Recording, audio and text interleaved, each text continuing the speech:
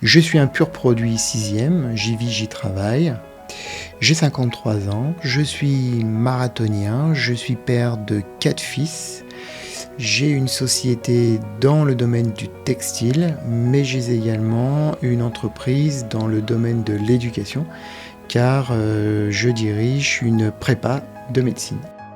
Bonjour à tous, bienvenue dans ce nouveau numéro du Off d'Itinermis que vous connaissez maintenant, où je reçois un invité qui vient me livrer des informations qu'il n'aurait probablement pas dit ailleurs. Donc c'est une chance pour nous de l'avoir aujourd'hui. Je parle de lui parce que c'est Gérald Avakian que je reçois. Bonjour Gérald. Bonjour Farah. Alors, tu es dans le sixième, adjoint municipal en charge de la vie active, économique, je ne sais plus, mais bon, quoi qu'il en soit, pour ceux qui ne te connaissent pas, qui es-tu ? Alors Farah, oui, c'était un peu juste. Je suis Gérald Avakian, adjoint d'arrondissement du 6e arrondissement en charge du développement économique et de l'entrepreneuriat. Je suis un pur produit 6e, j'y vis, j'y travaille. J'ai 53 ans, je suis marathonien, je suis père de 4 fils.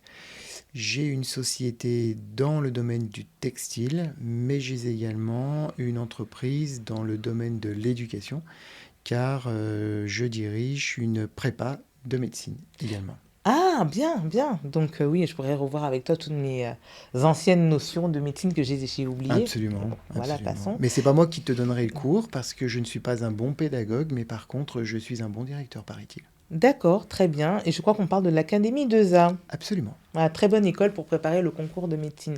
Alors, tu as dit que tu m'as repris, tu es conseiller... Je suis un élu. un élu du sixième Je suis en un charge élu. de la vie économique. Alors, en gros, effectivement, oui. Voilà, Alors, résumé comme ça. je suis un élu un peu atypique aussi parce que le développement économique, c'est vaste, l'entrepreneuriat aussi.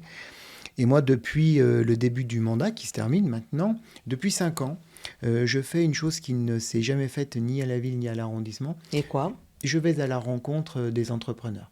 Celles et ceux qui font vivre l'arrondissement. Celles et ceux qui sont le poumon de l'arrondissement. Celles et ceux qui, sans eux, il n'y aurait rien, ni d'associatif, ni d'éducation, absolument rien.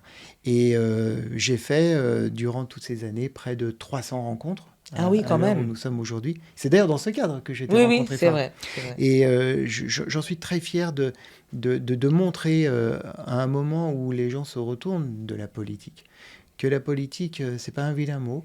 C'est un gros mot quand même aujourd'hui, hein. Aujourd'hui, c'est un vilain mot, mais ça n'est pas. C'est effectivement une noble cause quand on essaie de le faire comme moi je le fais. D'accord. Et demain, donc tu parles du mandat qui se termine où tu es actuellement élu adjoint de Monsieur Blache, que je salue, parce que j'ai beaucoup de respect pour lui. Moi aussi, parce que sans lui, je ne serais pas là où je suis. Mais du coup, il ne se représente pas ? Écoute, aujourd'hui, je ne sais pas. Il est pour l'instant retiré un petit peu de la vie politique et de la vie publique pour des raisons qui le concernent. Oui. Moi, si demain il revenait, avec grand plaisir que je Continuera à travailler avec retravaillerais. lui ? Absolument. D'accord. Absolument. Alors, donc, il y a les élections municipales, il y a les élections législatives qui arrivent, il y a les présidentielles, même aussi, les régionales. Hein, j'ai envie de dire, c'est pas ce qui va manquer. C'est pas... On sera bien occupé, là, en tout cas, par les urnes ces prochaines semaines, les prochains mois et les prochaines années. Toi, dans tout ça, comment est-ce que tu te positionnes ? Alors moi, j'ai pas la prétention d'être un candidat pour la ville de Lyon. Toutefois, j'aimerais et je pense, comme je l'ai fait jusqu'à maintenant, jouer un rôle majeur pour l'élection du maire d'arrondissement du 6e arrondissement. D'accord, donc maire du 6e. C'est un poste, effectivement, que je convoitise. D'accord, très bien. Et aujourd'hui, il y en a d'autres. Il n'y a personne qui s'est déclaré encore dans le 6e. Alors, je ne sais pas s'il y a des candidats ou des candidates. Toutefois, avec mon association Esprit 6e, que tu connais, Oui. nous faisons déjà depuis 2 ans des manifestations où nous rencontrons, où nous rassemblons, où nous fédérons, où nous écoutons les citoyens et les citoyennes du 6e arrondissement. Et j'ai envie encore d'aller plus loin avec eux, pour eux. D'accord, très bien. Et donc, les prochaines échéances à venir, c'est quoi ? Alors, les prochaines échéances, eh bien, la prochaine échéance, déjà, ça serait de savoir quel va être notre candidat à la ville de Lyon, parce qu'aujourd'hui, on sait que c'est Monsieur Grégory Doucet, entre autres. Ah, il s'est déclaré, et je rappelle que je l'ai invité, hein. Je l'ai invité ici parce que on est quand même neutre et on applique ce qu'on appelle le pluralisme. Voilà. Mais il Tiens, n'est pas encore tiens, le venu. président. Mais il n'est pas encore venu. Il va venir. Non, il va venir, il va venir. On Ok. est un peu loin, mais il va venir. On est dans le 3e, hein, c'est pas à côté. Non. Et toutefois, donc, il y aura effectivement cette élection qui est majeure, celle de la mairie d'arrondissement. Et donc, Lyon, on part au bureau de vote, on vote en même temps pour les 3 le même jour, c'est ça? Voilà. Alors, Ou bien aujourd'hui, on vient au bureau de vote, on vote pour le maire, après on revient demain, on vote pour la métropole. Comment ça se passe? c'est une bonne question à laquelle on me pose au quotidien. Il y aura le 15 mars et le second tour le 22 mars, 3 votes. Il y aura le vote pour le maire d'arrondissement et son équipe. Il y aura le vote pour le maire de Lyon et il y aura un vote métropolitain où nous voterons pour nos conseillers métropolitains. Le même jour? Le même jour, dans le même endroit, avec 3 urnes différentes. D'accord. Et jusqu'à quand on peut s'inscrire aux listes électorales? Alors, sur les listes électorales, il faudrait que ça soit fait comme ça, au moins on a déjà tout acté. Et comme je l'ai dit... En tant que votant, hein, pas en tant que... Je ne vais pas préciser. J'entends- En tant que votant pas ou comme en tant candidat. que... Non. Non, mais après, non, pour ceux qui veulent, Alors, les deux, pour les deux, dans les deux cas. Ce qui est très important déjà, c'est d'avoir une carte d'identité donc valide, encore, hein, bien entendu. Il n'est pas obligatoire de pouvoir amener sa carte d'électeur, c'est pas obligatoire. Et toutefois, non plus le courrier qu'on reçoit, c'est pas obligatoire non plus. Si ce n'est que ça nous permet une carte d'identité valide. Déjà, mais c'est vrai que le courrier que nous recevons à la maison nous permet d'identifier très rapidement le bureau de vote dans lequel nous allons aller.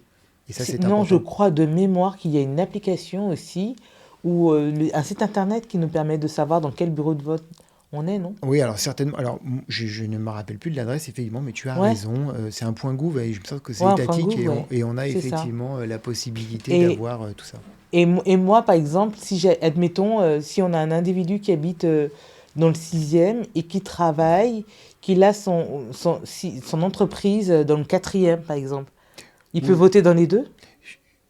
Ça sous-entend que tu voudrais voter dans le 6e arrondissement. Non, parce mais que ta société est dans le 6e arrondissement. Je pose la question. Je suis totalement naïve. Alors, ta question est entendable, effectivement, car un chef d'entreprise, aujourd'hui, qui a sa société immatriculée dans le 6e, eh bien, a la possibilité de pouvoir voter, même s'il n'y habite pas, dans l'arrondissement dans lequel il travaille. Il vote dans l'arrondissement où il travaille et après il va voter chez lui aussi? Non, il ne votera qu'une seule fois. Il votera à l'endroit où il a son entreprise s'il fait la démarche administrative. J'ai vu passer des flyers où c'était marqué Esprit 6e, rendez-vous le 24 septembre, Esprit 6e. Ça veut dire que dans le 6e, il y a des mauvais esprits qui rôdent. C'est quoi Esprit 6e? On pourrait y penser, non, Esprit 6e... Ou bien c'est un esprit, c'est l'esprit du 6e, Oui, et qu'est-ce que l'Esprit 6e? Qu'est-ce que l'Esprit 6e? Quoi qu'il en soit, Esprit 6e est un collectif de Lyonnais et de Lyonnaises qui travaillent et qui habitent dans le 6e arrondissement. D'accord. C'est un collectif qui a été créé. C'est un collectif qui est fédérateur et rassembleur. Et je suis fier de dire qu'aujourd'hui, c'est une association qui soutient mon action au quotidien et pour laquelle, d'ailleurs, je profite de ton micro pour inviter les gens qui veulent venir rencontrer, discuter avec d'autres habitants, d'autres entrepreneurs comme moi, le 24 septembre, au Casa Victorio, 31 rue Bugeaud, dans le 6e arrondissement, pour venir rencontrer. Qu'on habite dans le 6e ou pas? Qu'on habite le 6e ou pas. D'accord. L'idée, c'est de rendre un peu plus de proximité dans un moment où tout est digitalisé. C'est ça que j'aime. Mais le digital aussi, j'étais contre, mais regarde, Itinermi, c'est 100% des digital, oui, mais et ça marche très bien. Mais toi, tu es tellement proche des gens, donc on en oublierait presque le micro. D'accord. Juste une autre question. Aujourd'hui, donc, Esprit 6e, moi qui pensais que c'était une tendance mode, mais non. Eh ben non. Esprit 6e, donc, association aujourd'hui et demain, parti politique? Non, il n'a pas vocation à être un parti politique parce que, comme on le disait tout à l'heure, la politique aujourd'hui rebute énormément de gens. Hmm. Aujourd'hui, c'est un collectif, c'est une association qui fédère et qui rassemble. J'espère qu'elle rassemblera de plus en plus encore de gens, près de 150 personnes déjà. Ah oui, C'est assez c'est depuis incroyable. quand ça a commencé? Ça a commencé il y a 2 ans et ça croît assez régulièrement. Donc on voit que ça plaît, on voit que les Hmm. gens ont besoin de cette proximité. Et moi, je suis très heureux de voir que la sauce prend. Et elle aura vocation, elle a prétention de rester encore après les process des échéances électorales ou Ce sont pour la plupart, même s'il y a parfois des gens qui n'habitent pas le sixième, ce sont des gens qui sont attirés par le sixième arrondissement. On en parlait tout à l'heure en off, toi et moi. Hmm. Le sixième est un territoire tellement exceptionnel qui est si dynamique. Il a besoin d'avoir des représentants comme toi, comme moi, comme tant d'autres, comme Esprit Sixième. Et l'idée, elle est là. Et l'idée, elle est de fédérer et de pouvoir maintenir ce cap de cet arrondissement si extraordinaire qu'il est.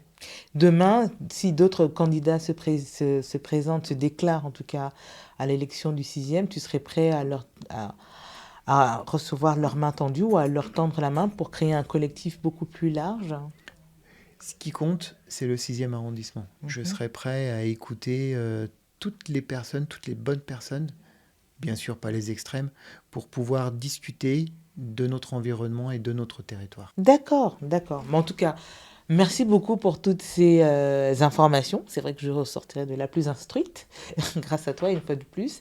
Merci pour toi pour toutes ces informations. Merci d'être venu me visiter. La porte est ouverte, je le rappelle, en période électorale, comme ça on est quand même pas mal sollicité. La porte est ouverte à tous les candidats. Ouais, c'est la neutralité et le pluralisme aussi qu'offre Itinéraire Bis. Vous êtes les bienvenus. Donc je te dis à très bientôt. Et je vous dis aussi merci de nous avoir suivis. Et puis je vous dis à très vite pour un prochain numéro d'Itinéraire Bis. Mettez-nous en commentaire ce que vous avez pensé. Au revoir. Au revoir, Farah.